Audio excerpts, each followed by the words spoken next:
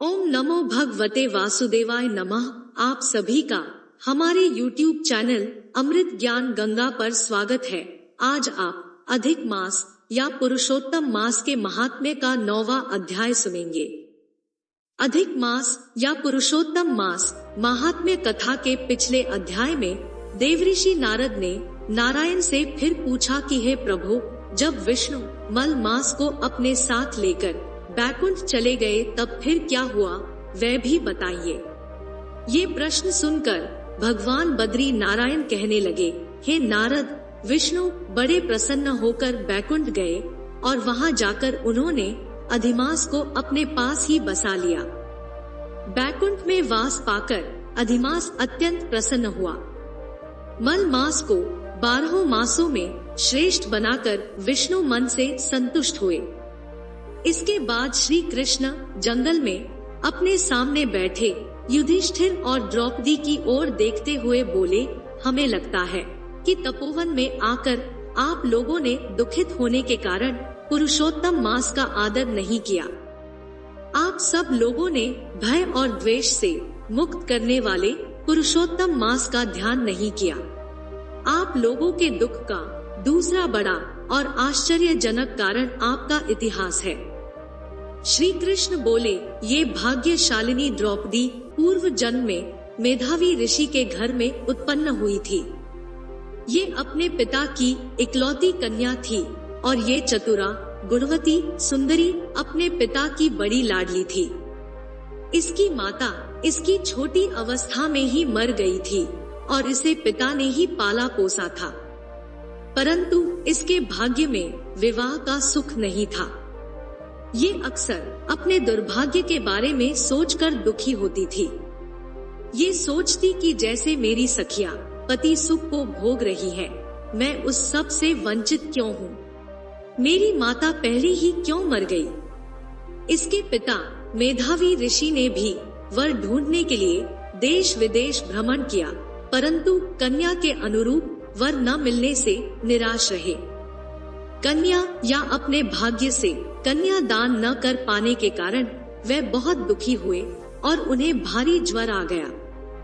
ज्वर की ज्वाला से व्याकुल हुए किसी तरह घर में आए और आते ही पृथ्वी पर गिर पड़े। कन्या जब तक पिता को देखने उनके पास पहुंच पाती, तब तक मेधावी मुनि मरने की हालत में पहुंच चुके थे। उस मेधावी ऋषि ने श्री कृष्ण से अपनी रक्षा करने के लिए विनती की, तो उसकी पुकार सुनकर श्री भगवान के दूत आए और उस मरे हुए मुनि को हाथ से पकड़कर ईश्वर के चरण कमलों में ले गए। दूसरी ओर वह कन्या मेधावी के वचनों को सुनकर अपने पिता के प्राणों को निकलता देखकर पिता के शरीर को अपनी गोद में रखकर हाहाकार करके रोने लगी। वह कन्या बोली, हे पिता, आप आज मुझे किसके सहारे छोड़ कर गए हैं? मेरे भाई बंधु माता आदि कोई भी नहीं है।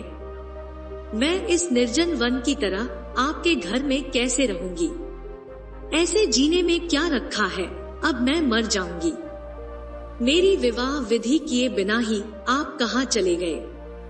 उस लड़की के रोने की आवाज सुनकर उस वन में रहने वाले ब्राह्मण घबराकर हाहाकार करते हुए मेधावी के घर आए। वहां आकर उन्होंने कन्या की गोद में मरे हुए मेधावी ऋषि को देखा और दुखी होकर सब मुनि भी रोने लगे। इसके बाद वह शव को लेकर शिव मंदिर के पास श्मशान पर गए। वहां विधि से अंत्येष्टि कर्म करके उसका दाह संस्कार किया। इसके बाद कन्या को समझाकर सब ऋषि अपने अपने आश्रम को चले गए। पिता के दाह संस्कार के बाद वह कन्या दुखी मन से इसी तपोवन में निवास करने लगी। पिछले भाग में हमने यहाँ तक विस्तार से जाना। आज के इस भाग में हम इससे आगे की कथा जानेंगे।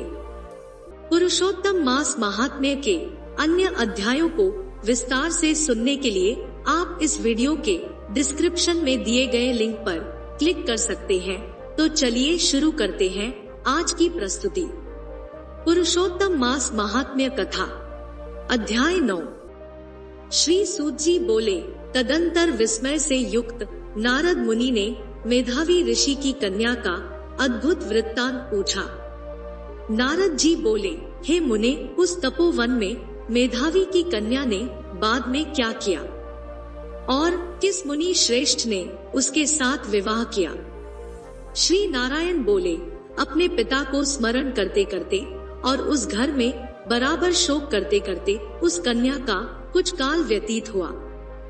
युद्ध से भ्रष्ट हुई हरिणी की तरह घबराई शून्य घर में रहने वाली, दुख रूप अग्नि से उठी हुई, भाव द्वारा बहते हुए अश्रु नेत्र वाली, जलते हुए हृत कमल वाली, दुख से प्रतिक्षण गर्म श्वास लेने वाली, अति दीना घिरी हुई सर्पिणी की तरह अपने घर में समृद्ध अपने दुख को सोचती और दुख से मुक्त होने के उपाय को ना देखती हुई उस कृशोद्री को उसके शुभ भविष्य की प्रेरणा से सांत्वना देने के लिए उस वन में अपनी इच्छा से ही परक्रोधी, जिनको देखने से ही इंद्र भयभीत होते हैं, ऐसे जटा से व्याप्त साक्षात शंकर के समान भगवान दुर्वासा ऋषि आए।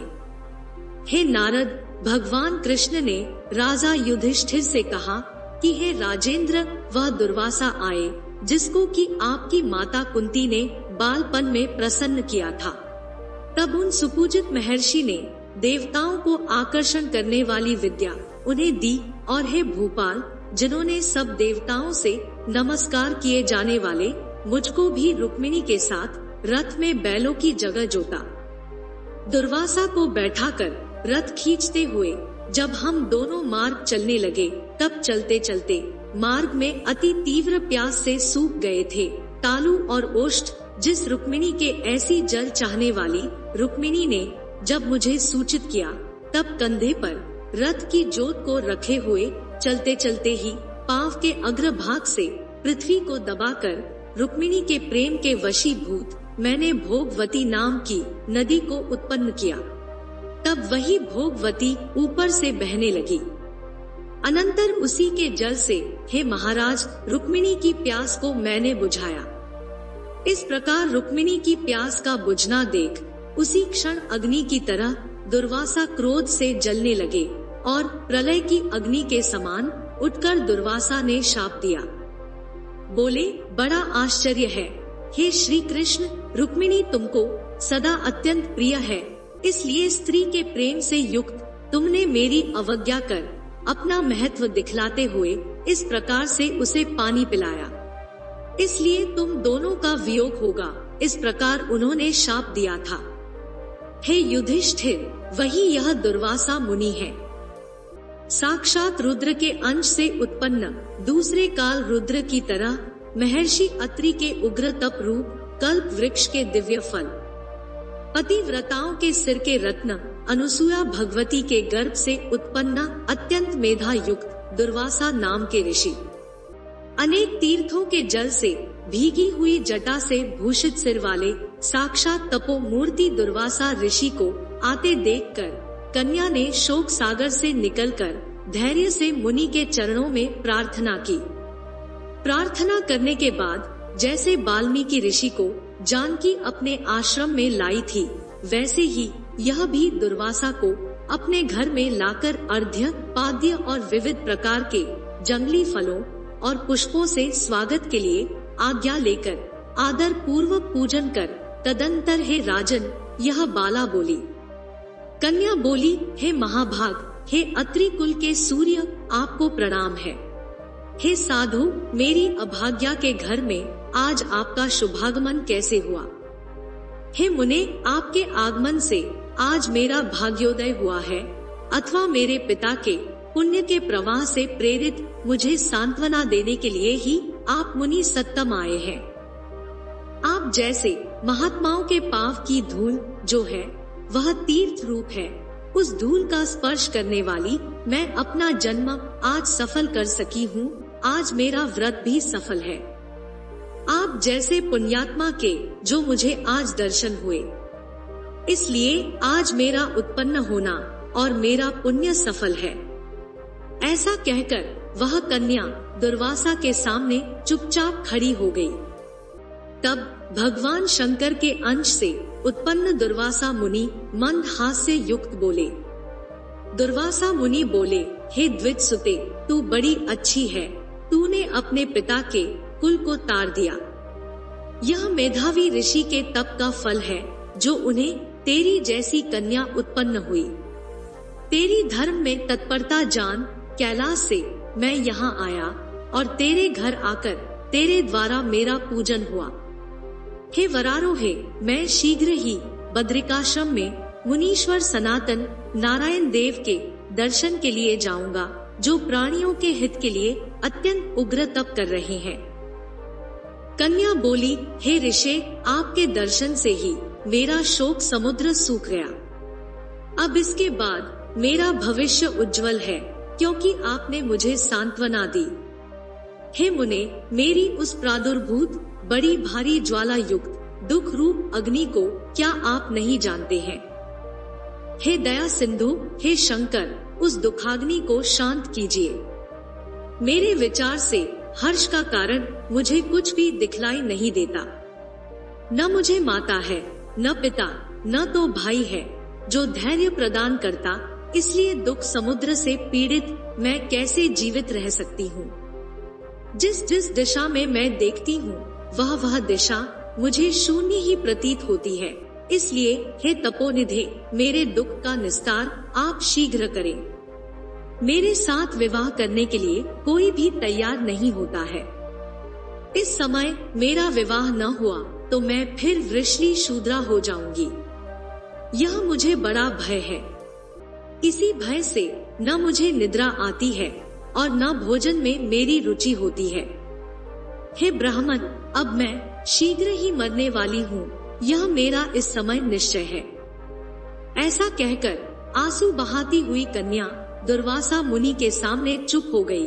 तब दुर्वासा कन्या का दुख दूर करने का उपाय सोचने लगे। श्री नारायण बोले, इस प्रकार मुनि कन्या के वचन सुनकर और इसका अभिप्राय समझकर बड़े क्रोधी मुनिराज दुर्वासा ने उस कन्या का कुछ हित विचार पूर्ण कृपा से उसे देखकर सारभूत उपाय बतलाया। प्रिय भक्त जनों, पुरुषोत्तम मास की कथा का ये अध्याय यही समाप्त होता है। इससे आगे की कथा हम अगले भाग में प्रस्तुत करेंगे। आपको हमारी यह प्रस्तुति कैसी लगी, कमेंट करके जरूर बताएं। आपको हमारी यह प्रस्तुति पसंद आई हो तो वीडियो को लाइक करें, चैनल को सब्सक्राइब करें। वीडियो को अंत तक देखने के लिए आपका बहुत बहुत धन्यवाद।